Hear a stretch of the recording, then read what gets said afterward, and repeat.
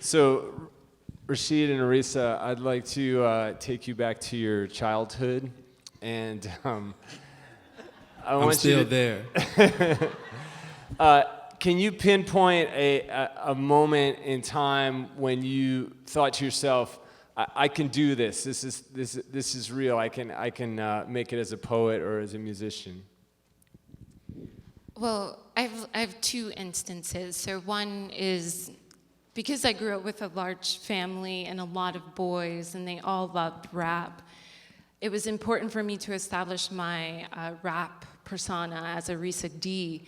And when I did that and stepped up to all my cousins who were so much older than me, I knew that I had a profession in being a lyricist. And then two, in high school, there was a local poet who came and talked to our class, and then I later did an internship with her in Brooklyn, and she was just, just hustling as a poet, and there was just something about it, and helping her and participating in her, getting her work out there, that I knew that I can do this. I'm doing it now. I'm helping someone else do it. I had a couple of situations, so I went to a private school for my preschooling and things like that. So going to public school was a really big culture shock for me, right? So I was the only black boy in my AP class in the 3rd grade. And we had the elementary school was the 92nd year anniversary or something like that. So naturally, we had to do a rap song.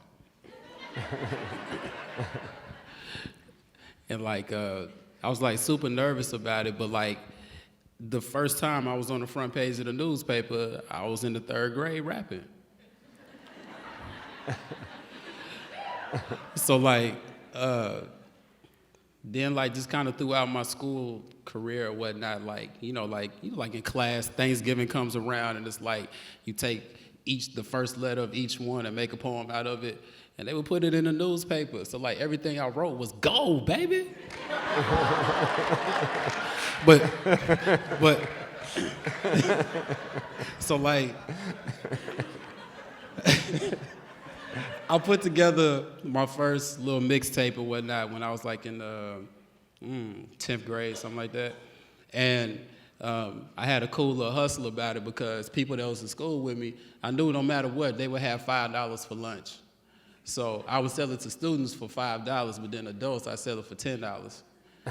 And your boy made $700. That's a lot for a 16-year-old with no job. So, I just, and no rent. You know what I'm saying? So, I think for me, that's what it was. And it just kind of became something I just wanted to do every day, besides the accolades and stuff. So I've always wanted to ask this to a rapper and a poet, but so Rasheed, how influenced are you by poetry? And then Arisa, how influenced are you by rap music? I'm very, I think,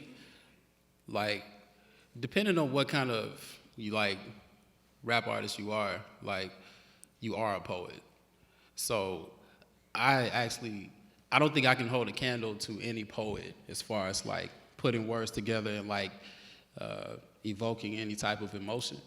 But some of my favorite people in the world are people like Maya Angelou, Langston Hughes, Khalil Gibran. These people who are able to use their words in a way that it takes you to a completely different world. So I really enjoy just the rhythm of listening to some people speak because they don't even understand that just their common speech is poetry. So I try to match that as well within my own passion. So poetry, it means a lot. I started out here doing spoken word just to understand how to address a crowd because of my stage fright, which you can tell I have. It's a part of it. It's very much a part of it. So for me, I think that we all at some initial point are kind of working with some pre-verbal language. It's all sound. And so what we call ourselves is just essentially the sculptor of that sound. So I call myself a poet because I choose to take that initial sort of pre-verbal sound-based thing and then translate it in words and image. And I have this rhythmic quality to it. As a musician, you're using the notes and the beat in your instrument to sort of carve that sound as well. You know, same thing goes with people in regular dialogue. We are communicating from this initial desire to make some noise. That was a great answer.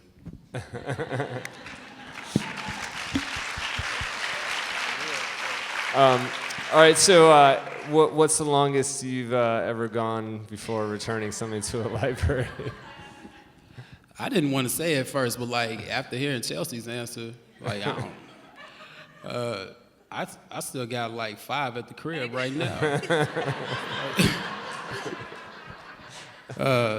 So I've had those since 2011, and I'm not giving them back. Yeah, I think I have some books from kindergarten and first grade. So the thing we would do is we would take books out, and then like over the summer we would forget about them after we read them, and then we would go to like a new library and open up a library card. But we are really good readers. All right, well, I'd like to thank you both. I don't know about you, but I would really like to hear Rasheed perform a song for us. What do you think? Is that cool? Possible? Okay. All right, let's do it.